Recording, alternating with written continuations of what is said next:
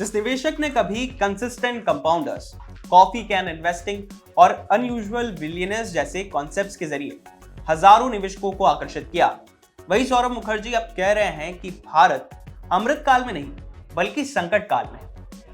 उनका दावा है कि एआई भारत की व्हाइट कॉलर जॉब्स को खत्म कर रहा है और अगले दशक के सबसे बड़े विजेता कंज्यूमर कंपनियां नहीं बल्कि मैन्युफैक्चरिंग एक्सपोर्टर्स होंगे।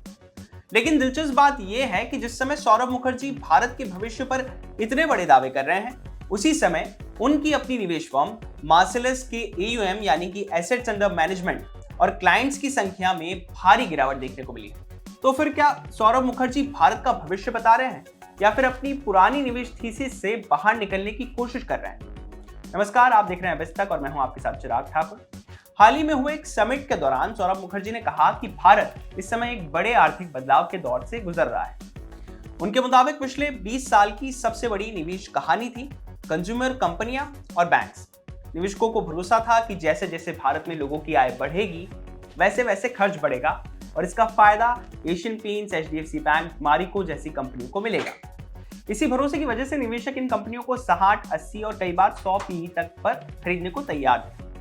लेकिन अब मुखर्जी का मानना है कि अगला दशक कंज्यूमर कंपनियों का नहीं बल्कि मैन्युफैक्चरिंग एक्सपोर्टर्स का हो सकता है।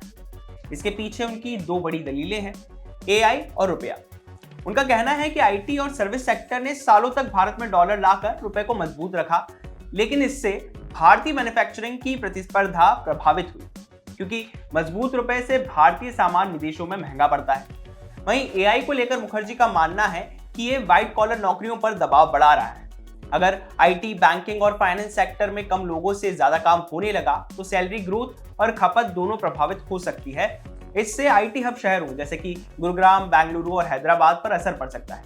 दूसरी ओर अगर AI की वजह से IT एक्सपोर्ट की रफ्तार धीमी पड़ती है और रुपया कमजोर होता है तो इसका सबसे बड़ा फायदा भारतीय मैन्युफैक्चरिंग एक्सपोर्टर्स को मिल सकता है। Textile, auto components, engineering goods, chemicals और दूसरी एक्सपोर्ट आधारित कंपनियां वैश्विक बाजार में ज्यादा प्रतिस्पर्धी बन सकती हैं। लेकिन अब आते हैं उस सवाल पर जो शायद निवेशकों के मन में सबसे ज्यादा है। अगर सौरभ मुखर्जी भविष्य को लेकर इतने आश्वस्त हैं, तो फिर निवेशक उनकी अपनी फर्म से बाहर क्यों निकल रहे हैं? सेबी PMS के आंकड़ों के मुताबिक मई 2023 में मार्सेलस के पास 8,212 क्लाइंट्स थे। मई 2026 तक ये संख्या घटकर सिर्फ 2,133 रह गई, यानी कि लगभग 74% की गिरावट।